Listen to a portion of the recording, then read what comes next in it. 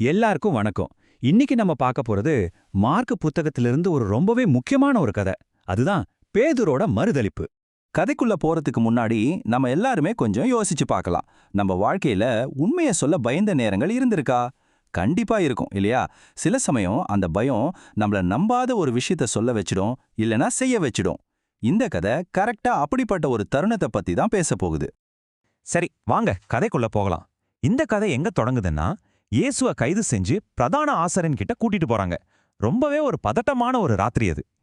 அங்க கூடின அந்த ஆசாரியர்கள், தலைவர்கள் எல்லாருமே இயேசுவை எப்படியாவது குற்றவாளின்னு ஆக்கிடணும்னு ஒரு வழியை தேடுறாங்க. ஆனா பாருங்க, அவங்க கிட்ட உண்மையான ஆதாரம்னு எதுவுமே இல்ல. அதனால என்ன பண்றாங்க, பொய் சொல்றதுக்கு ஆள் தேட ஆரம்பிக்கிறாங்க. நிறைய பேர் முன்னாடி வந்து இயேசுவுக்கு எதிரா பொய் சொல்றாங்க. ஆனா ஒருத்தர் சொல்றதுக்கும் இன்னொருத்தர் சொல்றதுக்கும் சம்பந்தமே இல்லாம ஒரே முரணா இருக்கு. இந்த மொத்த குழப்பத்துக்கும் அத்தனை குற்றச்சாட்டுகளுக்கும் நடுவுல இயேசு மட்டும் ரொம்ப அமைதியா நிக்கிறாரு. கடைசியா அந்த பிரதான ஆசாரியன் நேருக்கு நேராவே கேக்குறான், நீ தேவனுடைய குமாரனா அப்படின்னு. அப்போ இயேசு தன்னோட அமைதியை கலைச்சிட்டு ஒரே வரியில ரொம்ப தைரியமா உண்மையை சொல்றாரு, நான் அவர்தான். அந்த ஒரு பதில கேட்ட உடனே அவங்களுக்கு கோபம் தலைக்கேறிடுச்சு. உடனே அவர் மரண தண்டனைக்கு தகுதியானவர்னு தீர்ப்பு சொல்லிட்டாங்க. சரி, உள்ள இயேசுவுக்கு இந்த நிலைமைன்னா, அப்போ வெளியில அவரோட முக்கியமான சீடர் பேதுரு என்ன பண்ணிட்டு இருந்தாரு? வாங்க இப்போ கதையோட அடுத்த கட்டத்துக்கு போகலாம். பேதுரு அந்த நேரத்துல முற்றத்துல இருக்காரு. அங்க ஒரு நெருப்பு எரிஞ்சிட்டு இருக்கு. அது பக்கத்துல உட்காந்து குளிர் காஞ்சிட்டு இருக்காரு. ஆனா யோசிச்சு பாருங்க, அவர் மனசுக்குள்ள எவ்வளோ பெரிய புயல் அடிச்சிட்டு இருந்திருக்கும். பதட்டம், பயம் எல்லாமே. அப்போதான் பிரதான ஆசாரியனோட வேலைக்காரி ஒருத்தர் அவரை பார்க்கறாங்க. அவரை நல்லா உத்து பார்த்து யாருன்னு கண்டுபிடிச்சிடுறாங்க. உடனே அங்க இருந்த மத்தவங்க கிட்ட சொல்றாங்க, இவரும் இயேசுவோட இருந்தவர் தானே அப்படின்னு. இதுதான் பேதுருவுக்கு வந்த முதல் டெஸ்ட். திடீர்னு எல்லாரும் தன்னை திரும்பி பார்க்கவும் பேதுருக்கு பயம் வந்துருச்சு. உடனே மறுத்துட்டாரு. நீங்க என்ன சொல்றீங்கன்னே எனக்கு புரியல அப்படின்னு சொல்லிட்டு அங்கிருந்து நழுவ பார்க்கறாரு. ஆனா அவரால அங்க இருந்து தப்பிக்க முடியல. கொஞ்ச நேரத்திலேயே இன்னும் சில பேர் அவரை பார்த்து இவரும் இயேசுவோட ஆளுதான்னு சொல்றாங்க. இப்போ பிரஷர் இன்னும் அதிகமாகுது.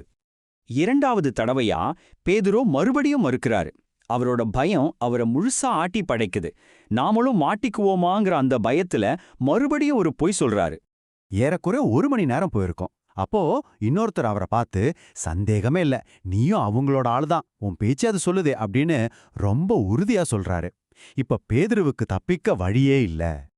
இந்த 3வது தடவை, கடைசி தடவை பேதுரு ரொம்பவே கடுமையா மறுக்கிறாரு. இன்னும் ஒரு படி மேல போய், அந்த மனுஷனை எனக்கு தெரியவே தெரியாது அப்படின்னு சத்தியமே பண்றாரு. அவர் இந்த வார்த்தைகளை சொல்லி முடிச்ச உடனேயே கதையோட முக்கியமான திருப்புமுனை நடக்குது. சட்டுன்னு சேவல் கூவுது. அந்த சத்தம் அந்த ராத்திரியோட அமைதியை மட்டும் கிழிக்கல, பேதுரோட இதயத்தையும் கிழிச்சுது.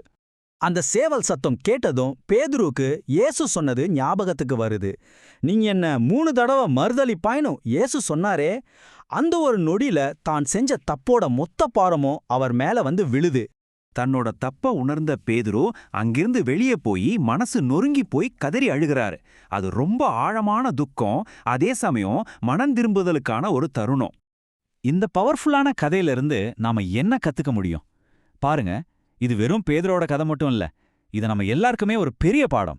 சோ இதிலிருந்து என்னென்ன பாடங்கள் நமக்கு கிடைக்குது? 1, பயம் நம்மள ஆட்டி படைச்சாலும் நம்ம நம்பிக்கையில நம்ம உறுதியா நிக்கணும். 2, நாம தப்பு பண்ணிட்டா பேதுரு மாதிரி மனசு திரும்பி வருத்தப்படுறது ரொம்ப ரொம்ப முக்கியம்.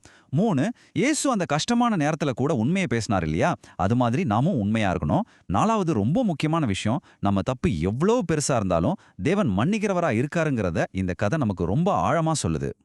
சரி, நாம இந்த கதையை முடிக்கிற இந்த நேரத்துல ஒரு கேள்வி உங்ககிட்ட விட்டுட்டு போறேன். ரொம்ப கஷ்டமான சூழ்நிலைகள் வரும்போது தைரியமா இருக்கவும் உண்மையா நடக்கவும் உங்களுக்கு எது சக்தியை கொடுக்குது? இத பத்தி கொஞ்சம் யோசிச்சு பாருங்க.